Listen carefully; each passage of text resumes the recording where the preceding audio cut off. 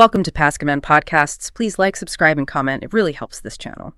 Today, we're stepping back into one of the most profoundly uncertain and frankly baffling periods in American history.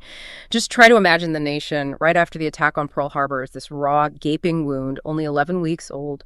Literally every citizen was holding their breath, just waiting, expecting the next blow.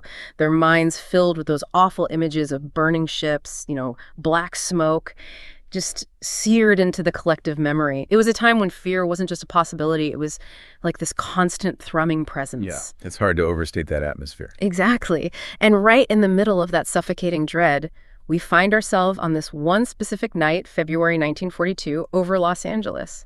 A night so utterly strange, so riddled with confusion and conflicting accounts that it continues to haunt the imagination. It challenges every easy explanation we try to come up with. It's a story really wrapped in wartime panic, the deep unknown, and, well, something undeniably other. And what's really fascinating here, I think, is how that kind of collective anxiety can actually warp perception. It can almost, in a way, create its own reality. This wasn't just a city or even just a nation on edge. It was like a pressure cooker of paranoia, of fear, and this really deep-seated feeling of vulnerability. When an entire population is under that kind of immense, sustained stress, our brains are sort of hardwired to look for patterns, right? To interpret anything ambiguous as a potential threat. Right, survival instinct kicks in. Exactly. And this often leads to things like confirmation bias. You're more likely to see what you expect to see or what you fear you'll see. So this incident is just such a powerful illustration of how a lack of clear information, or maybe even an overload of fragmented, conflicting reports, can just plunge a whole city into total confusion and alarm. It really sets the stage for events that, well, defy easy explanation. Absolutely. And the central puzzle of this night is it's chillingly stark. Thousands upon thousands of shells fired into the darkness. Lives were lost. A major American city was effectively under siege, but against an enemy that, by all accounts, left zero trace. Nothing. No wreckage. No wreckage, no signs of a battle in the sky. So the question just hangs there, heavy, over 80 years later.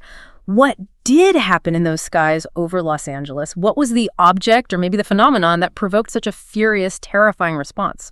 So our exploration today isn't really about conventional warfare. It's about diving into this unfolding mystery that really tests our understanding of history, perception, and maybe the limits of what we think is possible. Yeah, it pushes those boundaries. Yeah. So to really get a handle on the extraordinary events of that night, we first have to step back and grasp the tension simmering across America, particularly on the West Coast. That brings us to our first part here.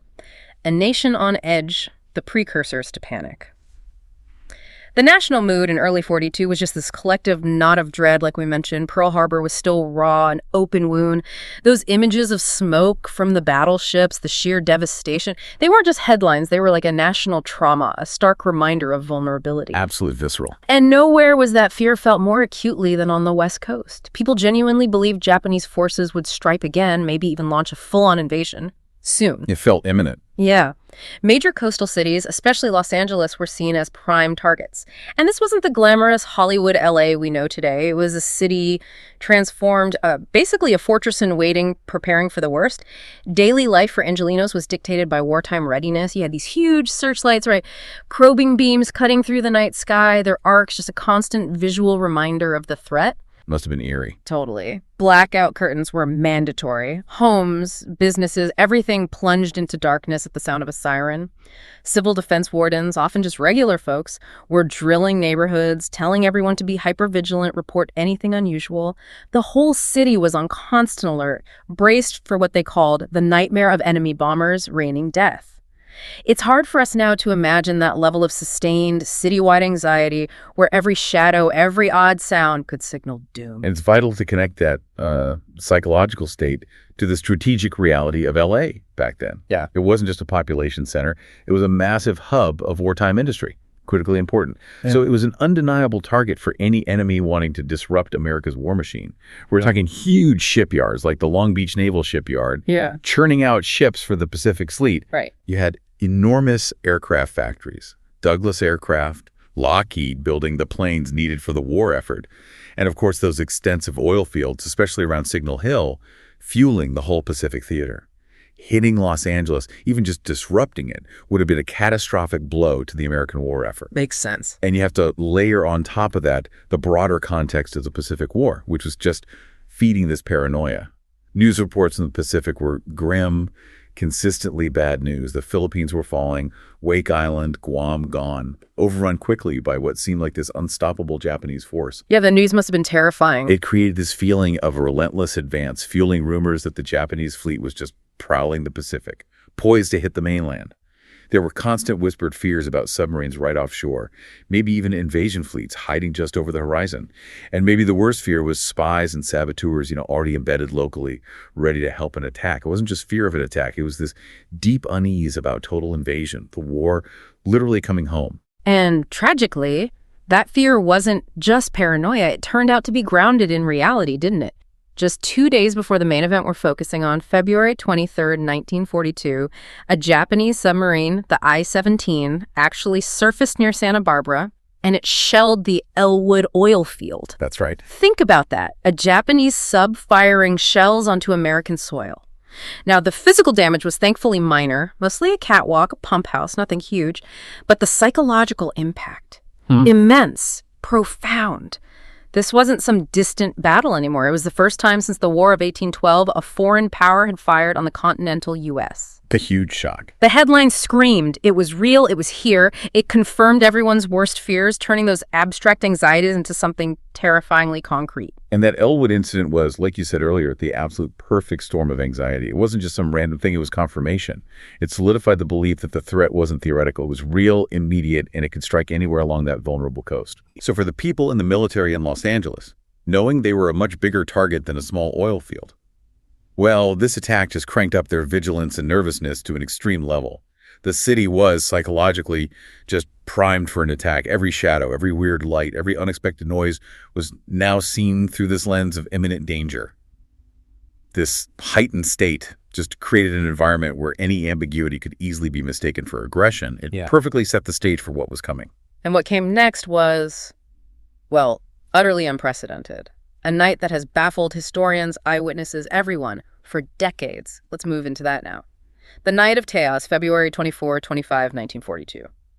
So the evening of February 24th started like many others in wartime LA, tense, uneasy, watchful. But something felt different. Reports started trickling in from those primitive coastal radar installations.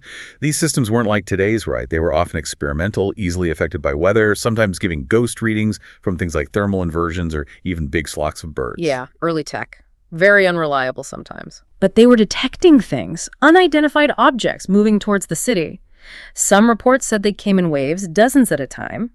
Others were just solitary, unsettling blips on the screen. Ambiguous signals, basically. Totally ambiguous. And at the same time, eyewitness spotters along the coast volunteers straining their eyes in the dark Pacific started confirming strange lights in the sky. But here's where the confusion kicked in almost right away. No one could agree on what they were. Were they Japanese bombers flying low, recon planes from subs? Or, and this is where the mystery really deepens, were they something else entirely? The questions, the frantic guessing started even before the main event, just feeding that escalating tension. And by midnight, what had been a trickle of reports turned into like a flood of warnings. Radar stations were tracking unknown objects, initially about 120 miles offshore, but steadily moving closer to the city center. Troops in the anti-aircraft batteries all across LA were ordered to stand by, go to battle stations. You can almost feel the tension gripping every man behind the gun, every soldier manning those huge searchlights, hands probably sweaty, eyes straining in the dark, knowing that the moment they'd been drilling for, the moment of actual combat, might finally be here. And that prolonged period of just waiting, anticipating, that itself becomes a force, building psychological momentum that can really shape how things are perceived when they finally happen. Like a coiled spring. Exactly. The city was a coiled spring, and someone or something was about to trip the wire. And then the moment arrived. 1:14 a.m., February 25th. The sound everyone had been dreading just sliced through the quiet air raid sirens, wailing across the entire sprawl of Los Angeles, and instantly the city just plunged into total darkness. Imagine it. Millions of lights extinguished, curtains pulled tight, cars pulling over, engines off. The sudden absolute silence broken only by, military movement and the hushed terror of civilians. The only things visible were those massive searchlights, now cutting through the sky like giant crisscrossing swords, sweeping frantically, desperately trying to find an enemy. It must have been surreal. Terrifyingly beautiful in a way. Yeah, for the civilians, absolutely a moment of dread. huddled in their homes, probably paralyzed by fear, listening to the sirens and then that heavy silence. But for the military crews manning the guns, it was purely a moment of action. They scrambled, loaded shells, hands probably shaking, eyes straining to find anything in that vast, dark sky. The city below might have been still, blacked out, but the sky was alive with tension. You could feel the energy, anticipation, fear, imminent conflict. And this intense psychological state, the whole city primed for attack, it inevitably colored every visual, every auditory input. It was fertile ground for misinterpretation and the chaos about to erupt. And then, just before 3 a.m. it happened. The guns opened fire. No one knows for sure who fired first. The accounts are all over the place, which just shows you the chaos. Some reports suggest a nervous gunner, maybe saw a flicker, mystical reflection for a plane. Possible. Others hint that radar operators, still tracking those elusive blips, directed fire onto what they thought was an approaching formation. But whatever the trigger, the effect was immediate. Catastrophic, almost. Once one battery fired, others joined in. It was like a chain reaction of pure panic and firepower rippling across the city's defenses. Contagion of fire. Exactly. The night over Los Angeles just erupted into utter chaos. Tracer rounds, those fiery arrows streaked up, painting the sky with light, converging on, well, invisible targets. Explosions thudded across the sky, shaking the city, flashes lighting up the clouds. Searchlights, dozens of them, converge on these mysterious points of light that seem to hover or dart or even vanish and reappear. And this is where the eyewitness accounts really cement the mystery. They're so conflicting. Some people swore they saw aircraft in formation, clear bombers, silhouettes against the lights. All right. Others claim they saw nothing but glowing shapes, sort of ethereal, undefined, moving strangely. But here's the really weird part. Many people insisted the searchlights locked onto a massive object, a craft so huge it defied belief. A colossal dark shape just sitting motionless, absolutely still, over the city while shells burst all around it, seemingly having no effect whatsoever. That detail, the impervious, silent, hovering giant, that's crucial to the whole enduring enigma. Yeah, to those on the ground, in that moment, surrounded by the noise and light, it must have seemed like full-scale war had arrived. The sensory overload alone would have been terrifying. Yet, as you said to others, it seemed like something far stranger, something totally outside the box of conventional war. This unique, deeply contradictory nature of the eyewitness testimony is why this event still resonates so powerfully today. It wasn't just the noise or the lights, it was this deep, unsettling feeling that what was happening didn't quite fit the script of a simple Japanese attack. It really challenges our understanding of how fast things can escalate when fear is driving, and how easily diverse, even impossible, interpretations can pop up from one chaotic event. Shows the power of subjective experience under extreme stress. And it went on for nearly 2 hours, can you imagine? 2 hours of relentless firing, the thunder of guns shaking the whole city, a deafening symphony of destruction.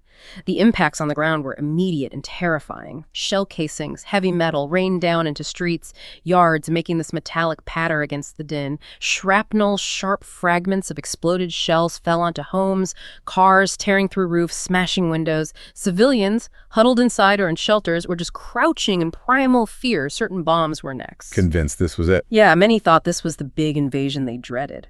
But here's the chilling part, the paradox.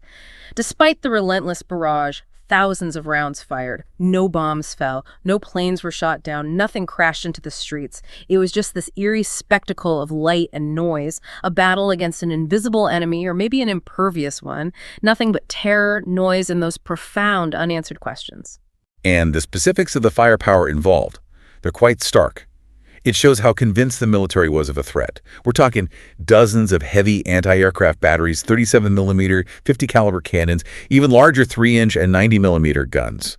Designed for high-flying planes? Serious hardware. Absolutely. Yeah. These weapons created a truly staggering volume of fire. Shells streaking up, fiery trails crossing searchlight beams, making this terrifying incandescent web of light and destruction against the night sky. Explosions bursting overhead, not just flashes, but concussive thuds, showering sparks and shrapnel down onto rooftops and streets. Sleep shattered across the city. Families huddled, terrified, wondering if bombers were right overhead. Civilians who dared look out described the sky as an absolute war zone. Unbelievable. And again, we circle back to those varied eyewitness accounts. It's fascinating. Some still swore they saw distinct formations of planes maneuvering, dark shapes against the light. Others insisted it was one single massive craft, eerily lit up by the searchlights, just hovering silently, motionlessly, despite the storm of shells exploding right around it. And then you had the reports of glowing orbs darting between the beams, moving too quickly and too strangely to be normal aircraft, doing maneuvers impossible for 1940s tech. Which brings us to maybe the most famous image from that night, that photograph, the one on the front page of the Los Angeles Times. It's truly iconic, right? A black and white snapshot that still sparks debate. Just describing it gives you chills. Converging searchlight beams focused tightly, almost like lasers, on what appeared to be a large oval-shaped object in the sky. And all around it, you see these bursts of anti-aircraft fire frozen in time. Yeah, it's a striking image. For some, that photo was and still is undeniable proof. Proof that something solid, something huge was hovering over LA that night. It seemed to capture the impossible, a physical object just defying military firepower. Mm-hmm.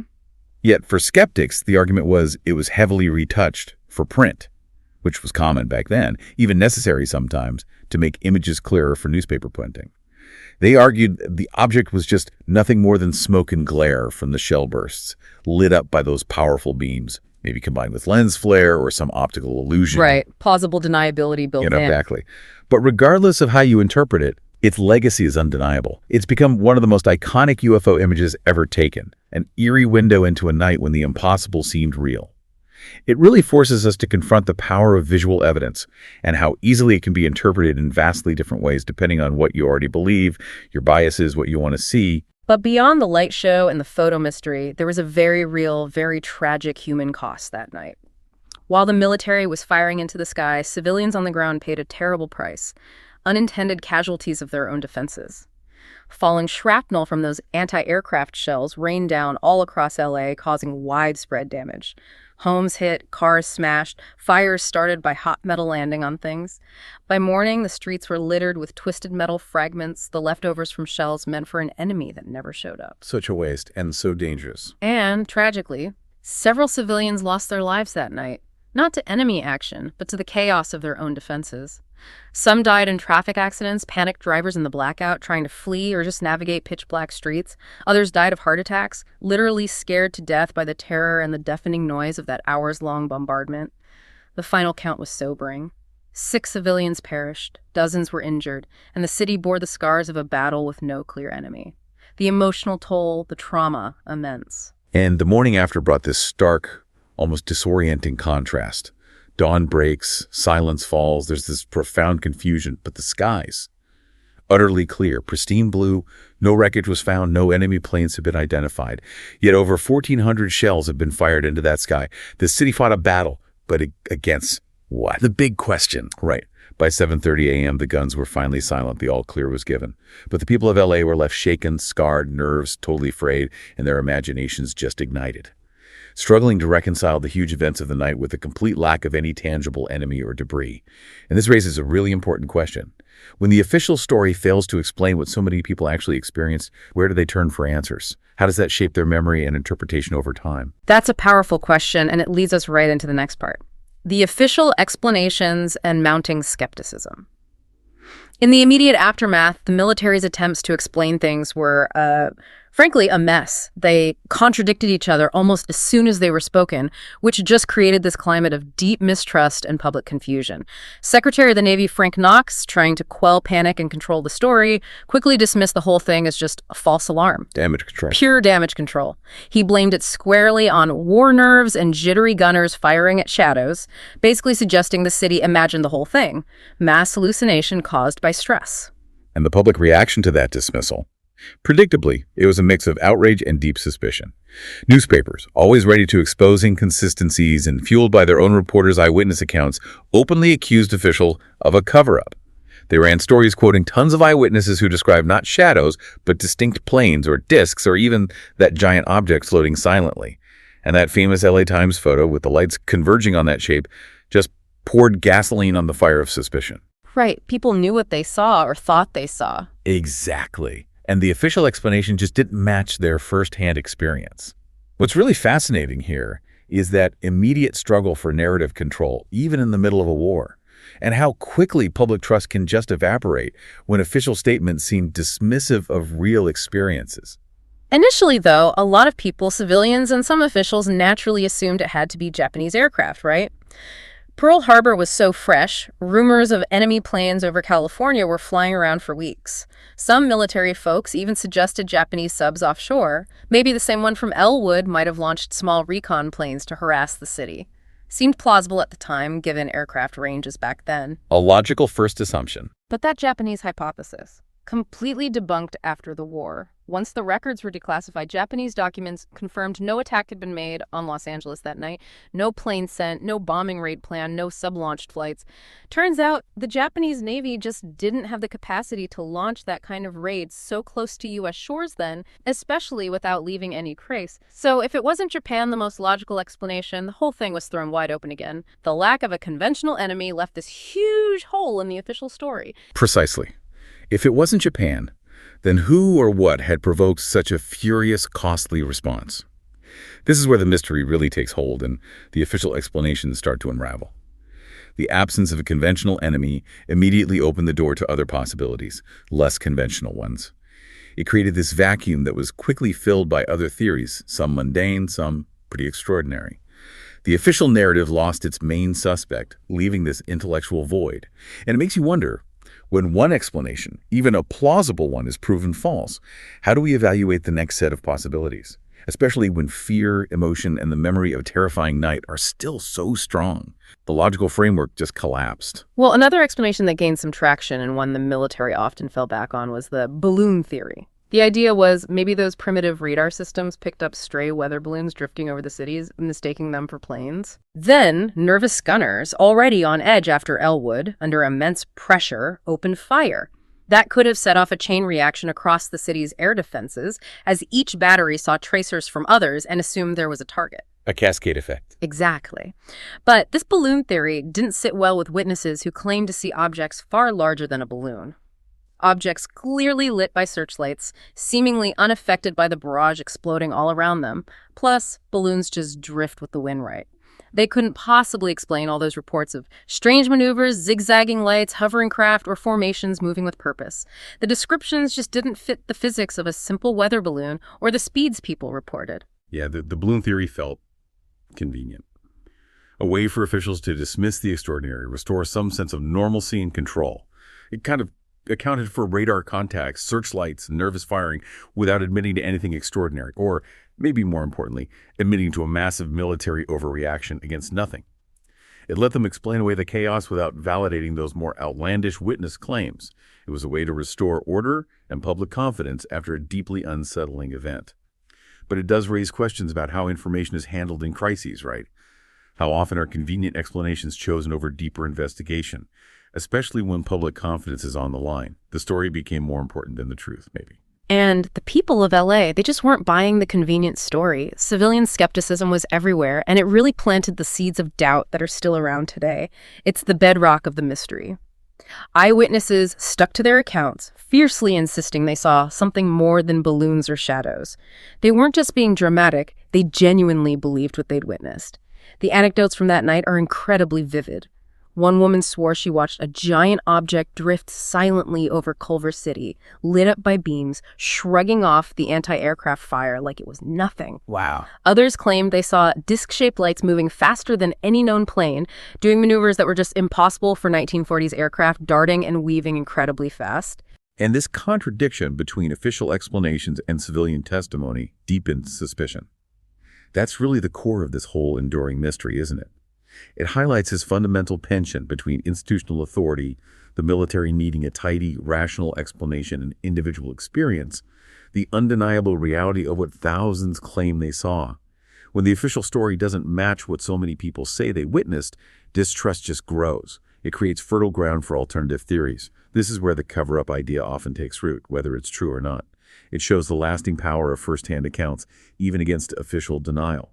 It leaves this lingering unease that something important was, and maybe still is, being hidden. And here's where the story really shifts gears, moving from a strange wartime event into, a cultural phenomenon. Let's get into our final part, the enduring legacy fact, legend, and the unknown. Interesting. So fast forward to the late 1940s. The modern UFO movement starts really picking up steam, lots of sightings being reported. And guess what? The Battle of Los Angeles was quickly adopted as a foundational case by ufologists. It became a cornerstone argument for extraterrestrial visits. A key piece of early evidence for them. Exactly. They pointed to the mass eyewitness accounts, those unexplained radar contacts, and of course that famous photograph, as evidence that something otherworldly had visited Los Angeles that night. The theory they put forward was pretty compelling if you were inclined to believe. The military detected UFOs, fired helplessly as the craft were impervious to human weapons, just hovered there, then drifted off. And the government, embarrassed and unable to explain it, covered it up with talk of balloons, nerves, and mass hysteria. For many, this wasn't just weird, it was proof. The first big encounter in a secret history. Yeah, for believers in the UFO phenomena, that night, February 25th, 1942, holds huge historical significance.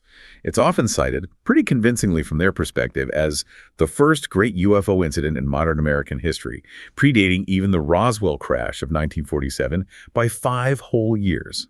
What's fascinating is how these historical events get woven into emerging cultural trends. The confusion and mystery of the Battle of LA provided perfect soil for the growing UFO movement to find a powerful early example of what they argued was an undeniable ET encounter.